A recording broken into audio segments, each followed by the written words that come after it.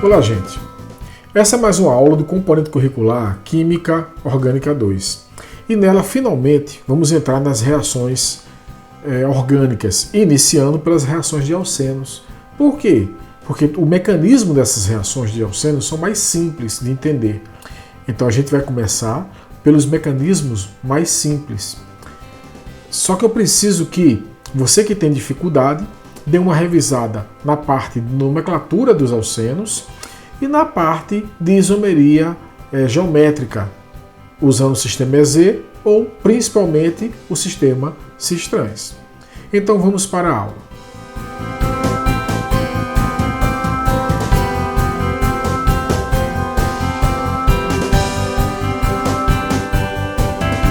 Então vamos lembrar apenas que quando você tem um alceno, você tem a ligação dupla no carbono, a sigma, a pi, e que a geometria, no caso desse carbono, que tem a dupla, é trigonal. Os ângulos entre as ligações estão ali em torno de 120 graus. Quando você tem um alceno, você vai ter um carbono, dupla carbono, e aqui você vai ter mais duas ligações com outros grupos. Lembrando, você aprendeu na Orgânica 1, o carbono tem 4 ligações. Se tem a dupla, ele tem possibilidade de fazer mais 2 ligações com outros grupos, que pode ser o hidrogênio ou algum outro grupo qualquer. Bom, lembrando aqui que você vai ter, então, na dupla, uma ligação sigma e uma ligação do tipo pi. Lembra que a pi é uma ligação mais externa, a ligação sigma é uma ligação central. Então essa ligação π é uma ligação que está mais exposta para reagir. Tá? Uma das formas interessantes de você avaliar se um alceno é estável ou é instável é através do calor de combustão ou através do calor de hidrogenação desse alceno. Então o que seria a hidrogenação? Imagine que você tem a ligação dupla. Tá aqui. Quando você coloca para reagir com o hidrogênio, que é um gás, na presença de um catalisador, que pode ser platina, paládio, futuramente a gente vai discutir com mais detalhes essa reação. No momento, só quero que vocês entendam o seguinte: quando um alceno que tem dupla, que tem a π, reage com o hidrogênio adiciona exatamente onde tem aqui os carbonos da π. Um desses hidrogênios vai para um carbono, o outro hidrogênio para o outro carbono, e aí você deixa de ter a π e passa a ter apenas as ligações simples. Passa a ter isso aqui ligado a hidrogênio e aqui também ligado a hidrogênio. Ou seja, nesse caso o alceno ele vai virar um alcano. Tá? Essa reação é chamada de reação de hidrogenação. E o que é interessante para a gente nesse momento é que essa reação de hidrogenação é uma reação que libera energia, ou seja, tem um ΔH aqui menor do que zero. Isso quer dizer o seguinte, que se eu reagir vários alcenos com hidrogênio, né, de acordo com a energia que é liberada, eu vou saber quanta energia tem nesse composto aqui. Ou seja, se liberar muita energia, é porque o composto tinha muita energia para liberar. Se liberar pouca energia, tinha pouca energia para liberar. Isso quer dizer que eu posso avaliar a estabilidade do alceno pela energia que é liberada. Se libera muita energia, ele tinha muita energia, consequência, ele era mais instável.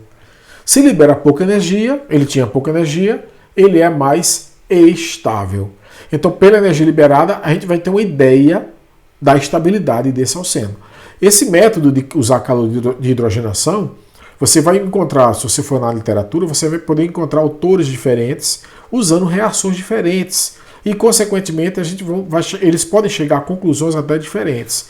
Isso, inclusive, nos livros tem uma certa controvérsia entre a sequência de que alceno é mais estável ou mais instável. Eu vou usar como critério o calor de hidrogenação para a aula de vocês. Obviamente, se vocês encontrarem um outro tipo de critério, vocês podem encontrar uma sequência diferente. Mas vamos lá, voltando para cá. Então, Se você pegar, por exemplo, um alceno como esse daqui, CH2 dupla CH2, e hidrogenar, mais hidrogênio, você vai ter isso aqui. CH3 simples, CH3. Ou seja, o alcano, só ligações simples. Se eu pegar esse aqui, CH3 ligado a CH dupla CH2. Olha a diferença, aumentou a cadeia. A gente fala que esse alceno aqui, ele é monossubstituído. Por quê? Aqui para baixo, só para explicar isso a vocês. Ó, o alceno tem que ter a dupla. E a gente já viu que aqui vai ter que ter duas ligações e aqui também que tem que ter duas ligações. Bom, se aqui está ligado a H, H, H e H, como é o caso desse rapaz aqui, a gente fala que ele não é substituído. É um alceno não substituído. Então, quem é o alceno não substituído? É o eteno ou etileno. Seria o menor alceno de todos, o alceno mais simples. Agora, quando você, no lugar de colocar aqui, né, repetir aqui do lado da estrutura, C dupla C, aqui vai ter duas ligações e aqui duas. Se eu botar aqui um grupo metil, etil, propil ou qualquer grupo R, então no lugar de colocar aqui CH3, eu vou botar, para a gente exemplificar aqui, eu vou colocar um grupo R. Aqui H, aqui H e aqui H. A gente fala que esse alceno, ele é monossubstituído. Se eu colocar aqui outro grupo R, deixa eu apagar aqui, ele é dissubstituído. Ele pode ser assim no mesmo carbono, ele pode ser dissubstituído nos dois carbonos, e nesse caso dos dois carbonos, ele pode ser, como nesse caso aqui, um isômero cis, deixa eu desenhar aqui abaixo para a gente entender, e ele pode ser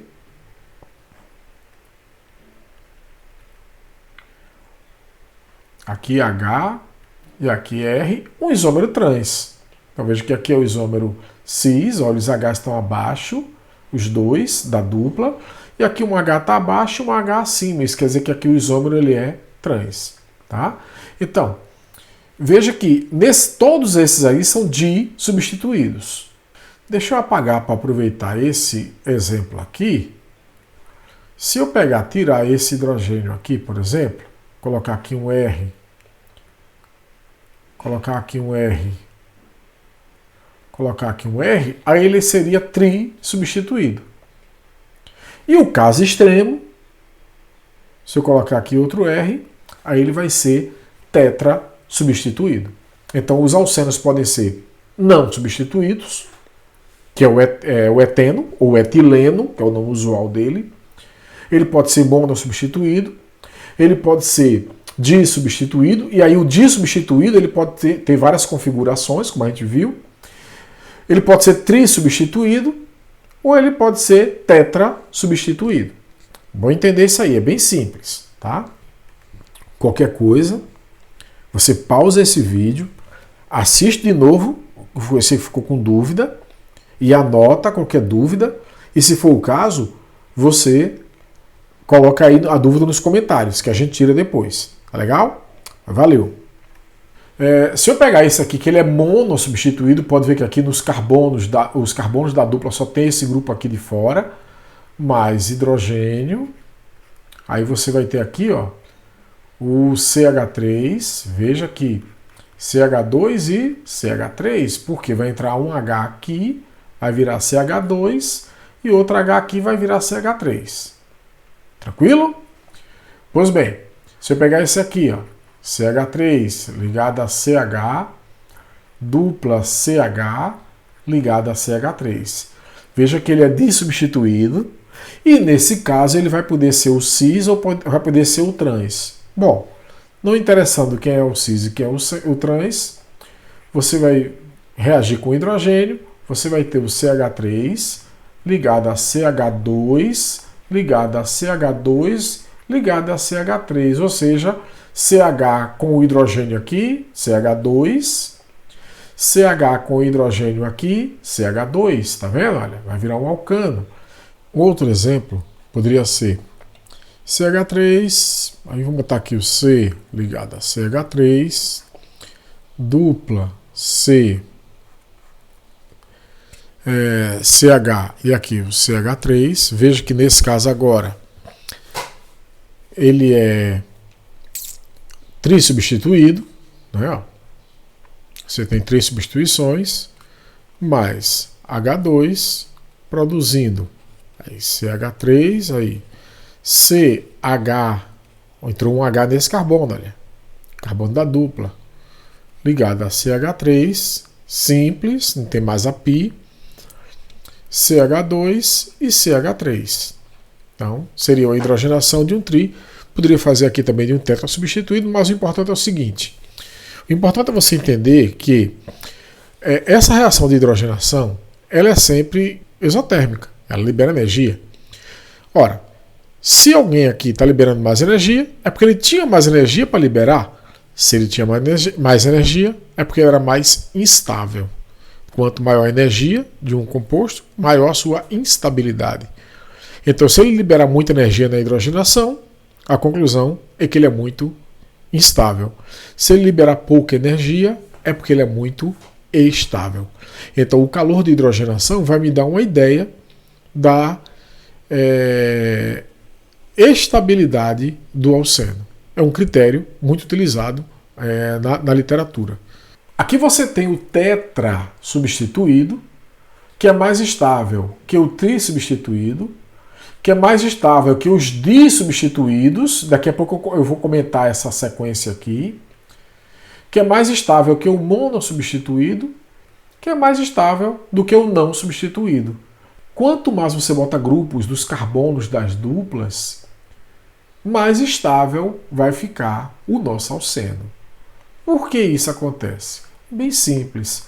Porque esses grupos R, que tem carbono, né, ligados, fazer aqui um exemplo, pegar aqui esse mono substituído aqui, só como exemplo, aqui ligado a H, aqui ligado a H, aqui ligado a H e aqui ligado a C, H, H e H. Lembra que aqui, vamos desenhar bem direitinho para a gente entender, eu vou ter uma ligação sigma, eu vou ter uma ligação π.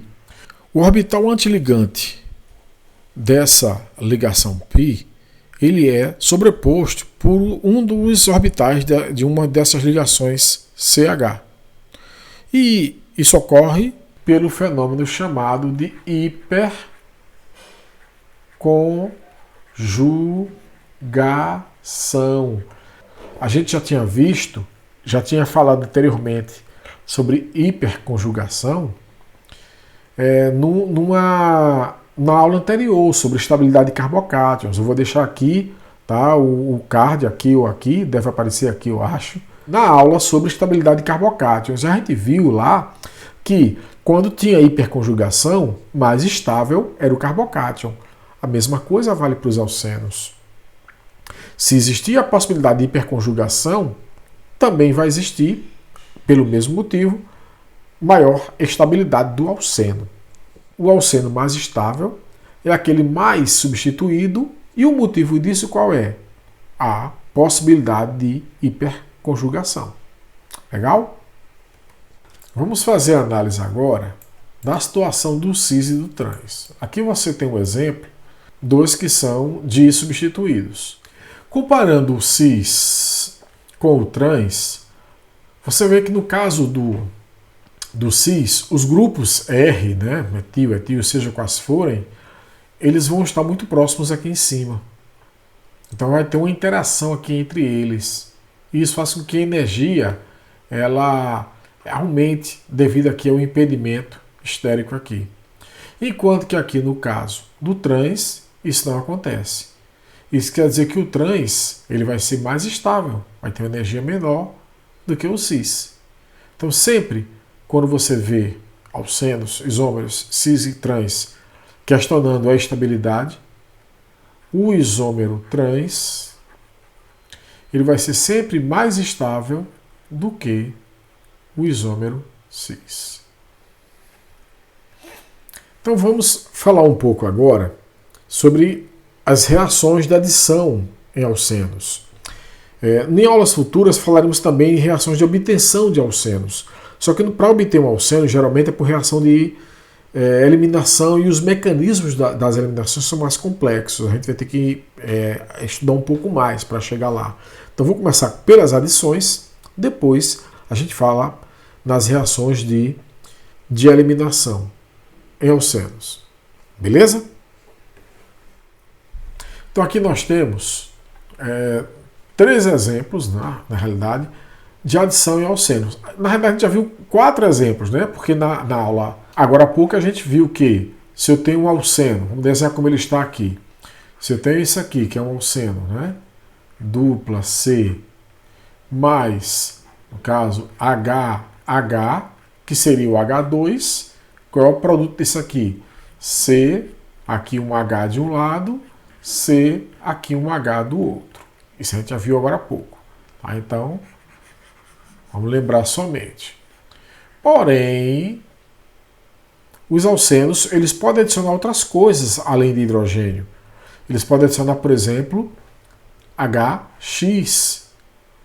Obviamente, em um dos carbonos vai entrar o H, em outro vai entrar o X. Como, por exemplo, CH3 ligado a CH dupla CH simples CH3. Lembrando que esse X aqui, galera, vamos lembrar sempre disso, ele pode ser flúor, cloro, bromo ou iodo. Tranquilo? Então aqui, mais, vamos botar aqui HCl, botar um produto aqui para baixo. Então, num dos carbonos entra o H, no outro o Cl. Então teríamos o quê? CH3 ligado a CH2, botei o H aqui, olha, CH, então ficou CH2, ligado a CHCl ligado a CH3. Então, isso aqui é uma possibilidade. Adição de HCl. Ou HF, ou HI, ou HBr. Então, a gente chama isso aqui de halogenidreto. Halogênio com hidrogênio, halogenidreto. Tranquilo? A adição pode ser de água. Depois a gente discute essa questão de catalisador, de meio ácido, mas a adição pode ser de água. E o que muda na adição de água? Vou aproveitar aqui o exemplo. Aproveitar aqui do lado. Certo? Vou aproveitar aqui. O que é que muda? Que nesse caso você vai adicionar H2O. Lembrando que H2O, né, seria H e OH. Então de um lado coloca o H, do outro coloca o OH. Então ficaria CH3 ligado a CH2, o H foi colocado aqui, né, ó, CH2 ligado a CH ligado a OH e por último, o último CH3 aqui. Então é só repetir tudo, tira a π, de um lado põe o H, do outro põe o OH. Então não tem o que fazer nessa reação. Veja aqui, ó, nesse caso, você produziu um álcool. Tranquilo? Bom, e por último, vou apagar. Depois a gente vai fazer vários exemplos, vai fazer mais exemplos aqui. Mas, ó, vou apagar. E agora eu vou colocar XX. Opa, o que é X? É halogênio. Então, o que é XX? É Cl. Pode ser XX Cl2, pode ser Br2, pode ser I2 ou pode ser F2. Halogenação.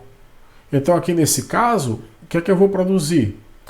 CH3 ligado a C, aí ó, H, de um lado eu coloco cloro, ó, não tem mais a π, vou deixar só mais uma ligação, o outro cloro, né, o CH, e aqui ó, CH3, então a adição aqui ó, um cloro de um lado, um cloro do outro, nesse caso o H de um lado, o OH do outro, e nesse caso um H de um lado e o X do outro. Então aqui são exemplos, né, de adições em alcenos. E como é que isso acontece? Bom, para discutir como é que isso acontece, na próxima aula, no próximo vídeo, nós vamos trabalhar o mecanismo de adição em alcenos, chamada adição eletrofílica. Então o vídeo de hoje fica por aqui e no próximo vídeo nós vamos trabalhar apenas o mecanismo de adição em alcenos. Beleza, gente? Então ficamos por aqui. Até a próxima.